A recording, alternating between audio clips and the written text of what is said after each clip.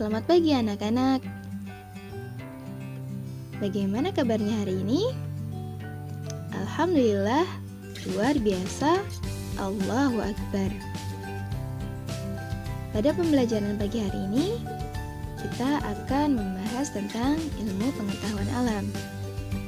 Sebelum kita membahas pembelajaran, marilah kita membaca bismillah terlebih dahulu.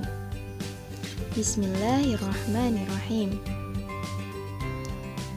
Pembelajaran pada pagi hari ini muatan IPA dengan submateri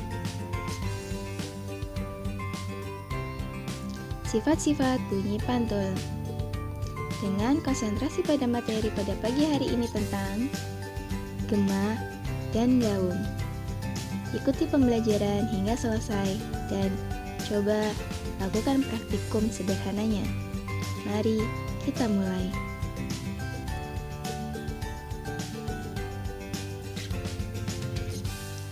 Tahukah kamu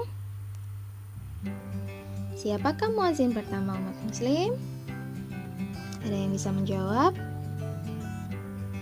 Ya, betul sekali. Jawabannya adalah Bilal bin Rabah. Pada zaman Rasulullah SAW, Bilal bin Rabah mengumandangkan azannya di atas gedung yang tinggi. Mengapa ya kok di atas gedung yang tinggi? Nah, untuk tahu lebih lanjut tentang fenomena tersebut, marilah kita mulai pembelajaran pada pagi hari ini. Mari kita mulai pembelajaran. Fokus kita tentang sifat-sifat bunyi. Sifat-sifat perambatan bunyi. Bunyi merambat melalui media perantara. Ada media benda padat, kemudian media benda cair, dan media benda gas atau udara yang sudah kita bahas. Bunyi tidak bisa merambat di ruang hampa. Contohnya kemarin adalah astronot. Sedangkan sifat pemantulan bunyi, seperti halnya kita sedang melempar bola. Bola itu ketika dilempar, ketika menabrak sebuah dinding, maka akan memantul. Bunyi juga dapat dipantulkan jika mengenai benda yang keras seperti dinding, tebing, pegunungan, kaca, kayu, dan besi. Macam-macam bunyi pantul itu ada dua. Yang pertama ada gema, yang kedua ada gaung atau kedam. Fenomena yang pertama yaitu tentang gema. Pernahkah kalian berteriak di tempat yang sangat luas, misalkan di atas sebuah tebing atau perbukitan?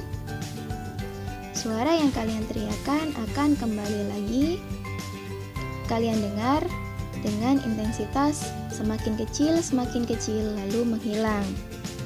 Suara tersebut kita kenal dengan istilah gema. Gema adalah bunyi pantul yang terdengar setelah bunyi asli. Ada jeda waktu antara bunyi asli dan bunyi pantul. Gema terjadi jika jarak sumber bunyi jauh dari bidang pantul.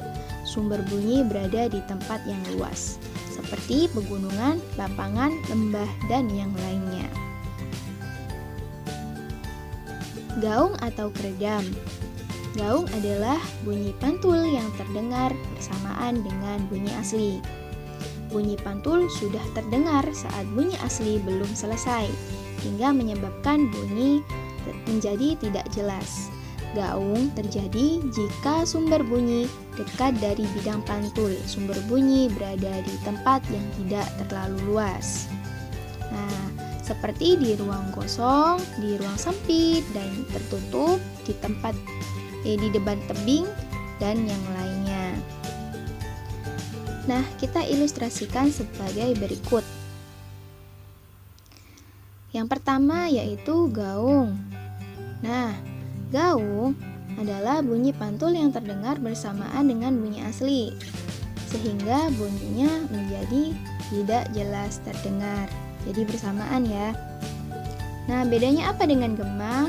Gema adalah bunyi pantul yang terdengar setelah bunyi asli. Bunyi asli jelas terdengar disusul dengan bunyi pantul yang berulang-ulang, semakin lama semakin mengecil, lalu menghilang. Jadi beda ya antara gaung dan gema. Nah, selanjutnya adalah sifat penyerapan bunyi. Selain dipantulkan, bunyi juga dapat diserap oleh benda-benda yang permukaannya lunak, seperti busa, karet, karpet, kain, dan yang lainnya. Dan biasanya kita kenal dengan istilah peredam bunyi. Sifat bunyi ini dimanfaatkan untuk melapisi dinding ruangan untuk menghilangkan gaung atau kerdam, sehingga bunyi atau suara menjadi jelas terdengar. Contohnya adalah studio musik, bioskop, dan mari kita kembali ke permasalahan awal tentang fenomena yang terjadi saat Bilal bin Rabah mengumandangkan azan di tempat yang tinggi dan sangat luas. Pada zaman dahulu, sebelum ditemukannya pengeras suara, azan memanfaatkan gema. Tetapi pada zaman sekarang, azan lebih menggunakan pengeras suara. Nah, tadi kita sudah belajar bahwa gema itu memanfaatkan tempat yang luas sehingga suara yang didengar akan kembali semakin mengecil, lalu menghilang. Nah, mudahkan pembelajaran pada pagi hari ini. Mari kita lakukan evaluasi pembelajaran.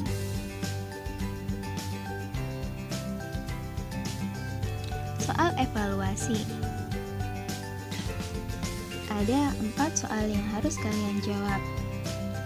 Nah, yang pertama, mengapa suara di bioskop tidak dapat terdengar sampai keluar ruangan? Sebutkan 2 kemungkinan. Yang kedua, fenomena bunyi apa yang terjadi pada bioskop? Nah, yang ketiga ini coba lakukan praktikum sederhana. Saat kamu bernyanyi dan bersiul menyanyikan lagu kesukaan kamu di ruang tamu dan di kamar mandi, menurut kamu, pendengaranmu ya, suara nyanyian dan siulan lebih keras saat berada di mana? Peristiwa ini menunjukkan bahwa bunyi memiliki sifat apa? Nah, jelaskan mengapa hal tersebut dapat terjadi. Silahkan dikerjakan di buku tulis kalian, tapi coba praktikumnya terlebih dahulu. Selamat mencoba para ilmuwan. Semoga pembelajaran hari ini diberikan Allah ilmu yang bermanfaat. Kita akhiri dengan bacaan Alhamdulillahirrabbilalamin. Demikian pembelajaran pada pagi hari ini. Kurang lebihnya saya mohon maaf. Assalamualaikum warahmatullahi wabarakatuh. Selamat mencoba.